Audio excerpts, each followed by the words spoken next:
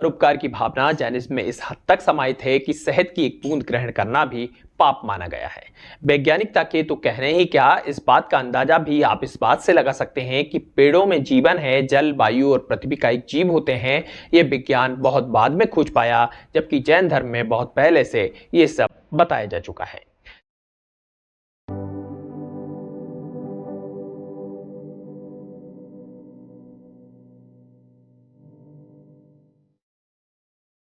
दर्शकों, सादर जय जैन। आप देख रहे हैं देश का तेजी से बढ़ता लोकप्रिय और आपका अपना पसंदीदा चैनल जिनोदय। मेरा नाम है पंकज जैन। वीडियो में आगे बढ़ने से पहले सभी अपडेट्स पाने के लिए चैनल को अभी से सब्सक्राइब कर दीजिए। वीडियो को अभी से लाइक कर दीजिएगा। फेसबुक या अन्य किसी प्लेटफॉर्म पर आप देख रहे हैं तो हमें फॉलो करें। हमारे अन्य सोशल हैंडल्स स्क्रीन व डिस्क्रिप्शन में दिए गए हैं, आप जरूर से उन्हें भी ज्वाइन कर लें। दर्शकों, पिछले दिनों राजेंद्र सोनी नामक एक यूजर ने कमेंट्स करते हुए कहा कि अगर जैन धर्म परिपूर्ण है तो आज के जैन लोग हिंदू परंपरा का पालन क्यों करते हैं। फिर ये उदाहरण देते हुए लिखते हैं कि एक जैन घर में मैरिज का प्रसंग होता है तो वो हिंदुओं की तरह गणपति स्थापना करते हैं और हिंदू पंडित या ब्राह्मण से मैरिज करवाते हैं। तो क्या जैन धर्म में मानव जीवन के सबसे बड़े प्रसंग मैरिज के लिए कोई विधि विधान नहीं है। साथियों, जब मैंने इनका कमेंट्स पढ़ा तो मुझे लगा कि सोनी जी की गलतफहमी को दूर करना चाहिए। पहले तो यह है कि संपूर्ण सृष्टि में जैन धर्म एकमात्र ऐसा धर्म है जो परिपूर्ण है, क्योंकि संसार के शाश्वत नियमों और सिद्धांतों का पालन करता है। यानी कि जैनी श्रमण संस्कृति की मौलिक सिद्धांतों व नियमों का पालन करते हैं। अन्य धर्मों में जैन धर्म से प्रेरित अहिंसा, शांति, करुणा जैसे आदर्श वाक्य तो मिलते हैं, किंतु जमीनी हकीकत बिल्कुल उलट होती है। यानी कि उनके अनुयायियों द्वारा इन आदर्शों की डींगे तो जमकर हाँकी जाती हैं, लेकिन वास्तव में वो मौलिक सिद्धांतों की उथले स्तर पर पालना किया करते हैं। अब आपने कहा कि जैनी हिंदू परंपरा के अनुसार विवाह क्यों करते हैं, गणपति की स्थापना क्यों करते हैं, हिंदू पंडित या ब्राह्मण को बुलाकर शादी संपन्न क्यों कराते हैं। क्या जैनों की अपनी कोई विवाह विधि या विधान नहीं है? तो इसमें आपका कोई दोष नहीं है। दरअसल कई सारे जैनी खुद धर्म मार्ग से भटके हुए हैं और उन्हें वास्तविक धर्म का बोध नहीं है, लेकिन ऐसे लोग भी आपको अब्बा स्वरूप देखने को मिलते हैं, क्योंकि जिसने क्षीर सागर का जल पिया हो उसे संसार का कोई भी जल प्रभावित नहीं कर सकता। इसका दूसरा बड़ा कारण जैनियों का व्यावहारिक रूप से हिंदुओं से अत्यधिक मेलजोल है। कहने का मतलब यह है कि दोनों धर्म एक दूसरे से पूरी तरह अलग होते हुए भी व्यावहारिक रूप से हिंदू और जैन आपस में इतने नजदीक हैं कि एक दूसरे को कभी अलग मानते ही नहीं हैं। लिहाजा विधर्मियों के लोमहर्षक आक्रमणों, दमनकारी कूटनीतियों, छल कपट व षड्यंत्रों के चलते कालांतर में जैन धर्म अनुयायियों की संख्या कम होने समेत अनेकों अन्य कारणों के चलते कई सारे जैन अपने ही धर्म से अनजाने में ही विमुख होकर न सिर्फ भ्रमित हैं, बल्कि अन्य मतांतरों के मकड़ जाल में फंसकर शाश्वत जैन मार्ग के मौलिक रूप को छोड़कर मिथ्या मार्ग पर अग्रसर हैं। वहीं हिंदू धर्म के लोगों से जैनियों का अत्यधिक मेलजोल और नजदीकियां भी हिंदू परंपराओं की पालना में कारक हैं, जबकि जैन धर्म के सिद्धांत पूर्णतः वैज्ञानिक और शाश्वत हैं। जैसे कि जीवों की रक्षा जैनी पानी भी छान कर पीता है, वहीं अन्य धर्मी एक इंद्रिय जीव दूर्वा को भी अपने इष्ट को अर्पण करने में कोई गुरेज नहीं करते। इतना ही नहीं, पंच इंद्रिय जीवों यानी बकरों तक को बलि वेदी पर चढ़ाते देखा जा सकता है।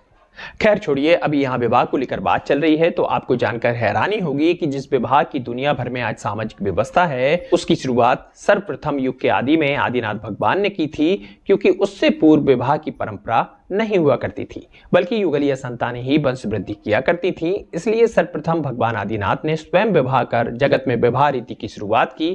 कर्म भूमि के प्रारंभ में मनुष्यों को विवाह जैसी कई सामाजिक व्यवस्थाएं दी, जिससे हमारा समाज व्यवस्थित हुआ। इस तरह भारतवर्ष में विवाह पद्धति की शुरुआत हुई, जिसे आज विकृत रूप में दुनिया भर में अपनाया जाता है। जैन धर्म में हजारों वर्ष पूर्व जो विवाह हुआ करते थे वो बहुत ही उच्च स्तरीय आदर्श परंपरा थी, जिसकी तुलना कालांतर में प्रचलित किसी भी विवाह पद्धति से करना ही व्यर्थ है।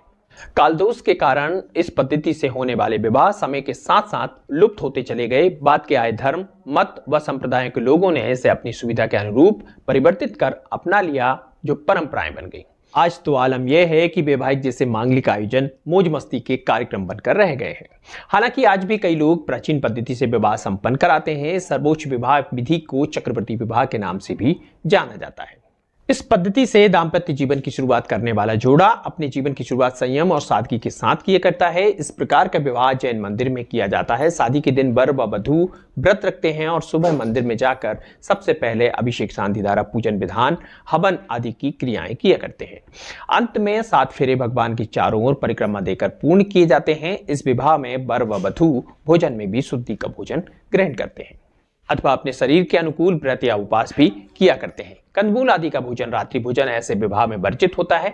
बहू अपने ससुराल में जिनवाणी को लेकर प्रवेश करती है। ससुराल पक्ष में वर की मां भी अपनी बहू को जिनवाणी आदि देकर अपने घर में प्रवेश कराती है। दूल्हा दुल्हन 7 दिन तक अलग अलग जैन मंदिर के दर्शन, पूजन आदि करते हैं। अनुकूलता के अनुसार तीर्थ यात्रा भी किया करते हैं। आप जैन विवाह रीति की उत्कृष्टता का अनुमान इसी बात से लगा सकते हैं कि यहाँ विवाह भी एक प्रकार से सामाजिक दीक्षा मानी जाती है। तो सोनी जी, ऐसा है, आपने अब्बा स्वरूप कहीं हिंदू ब्राह्मण अथवा पंडितों द्वारा जैन शादी संपन्न होते देखी होगी, जबकि हकीकत यह है कि यदि अपवादों को छोड़ दें तो आज भी भारत के मूल जैन ब्राह्मण अथवा पंडित जो जैन विधि से विवाह संपन्न कराने में पारंगत होते हैं, उन्हीं से शास्त्रीय विवाह की मांगलिक क्रियाएं पूर्ण कराई जाती हैं, न कि हिंदू पंडितों या ब्राह्मणों के द्वारा। जैन विवाह परंपराएं उनकी धार्मिक मान्यताओं के लिए अलंघ्य हैं। हालांकि कालांतर में कालदोष के चलते क्षेत्रीय और सांस्कृतिक प्रभावों के कारण कुछ अनुष्ठानों का पालन भी अब्बा स्वरूप देखने को मिलता है। लिहाजा जैन विवाह परंपराओं को उनकी सादगी और पवित्रता के लिए जाना जाता है और इसमें कई जटिल अनुष्ठान और रीति रिवाज शामिल होते हैं जो अनुयायियों की समृद्ध परंपराओं और मूल्यों में गहराई से निहित हैं। जैन धर्म भारत की समृद्ध विविधताओं में प्रचलित सबसे प्रमुख धर्मों में से एक है। सोनी जी, आप शायद जानते होंगे कि जैन लोग शांति प्रिय होते हैं जो अध्यात्म की एक महान भावना के साथ जीवन व्यतीत किया करते हैं। इतना ही नहीं, आज भी जिस स्थान पर जैनियों की संख्या अधिक है वहां तो मानो स्वर्ग सा वातावरण होता है। उदाहरण के लिए गुजरात का पालीताना दुनिया का एकमात्र ऐसा शहर है जहां किसी भी जानवर को काटना, मांस का सेवन और विक्रय सभी पर न सिर्फ प्रतिबंध है बल्कि कानूनी रूप से सजा का प्रावधान भी है। इतना ही नहीं, यहां शराब विक्रय पर भी रोक लगी हुई है और इस शहर को ऐसा बनाने के लिए जैन संतों और उनके अनुयायियों ने लंबी लड़ाई लड़ी, जबकि वहां आज भी ये सारे गलत काम पुनः शुरू कराने के लिए अन्य धर्म के लोग जैनों के खिलाफ देखे जा सकते हैं। एक बात और, जैन धर्म इसलिए अच्छा नहीं है कि उसके नियम सिद्धांत सर्वोपरि और आदर्श सर्वोच्च हैं, बल्कि इसलिए भी है क्योंकि दुनिया में जितने भी धर्म हैं उन्हें कभी ना कभी किसी न किसी ने बनाया है। जिसने बनाया उसे लोग भगवान मानते हैं, लेकिन जैन धर्म सृष्टि का इकलौता ऐसा धर्म है जिसने भगवान बनाए हैं। यानी कि तीर्थंकरों ने इसे नहीं बनाया बल्कि इस धर्म ने तीर्थंकर व केवली भगवान बनाए हैं। अर्थात जैन धर्म सृष्टि का एकमात्र ऐसा धर्म है जो प्राकृतिक है। इसीलिए शाश्वत श्रमण संस्कृति को मानने वालों की आचार संहिता व जीवन शैली संयम, त्याग और सादगी से लबरेज रहती है। आइए अब देखते हैं अन्य धर्मों में भगवान कैसे बनाए जाते हैं। इसके लिए एक ज्वलंत उदाहरण देता हूं। हाल ही में तमिलनाडु में एक व्यक्ति ने एलियन भगवान का मंदिर बनवाया है।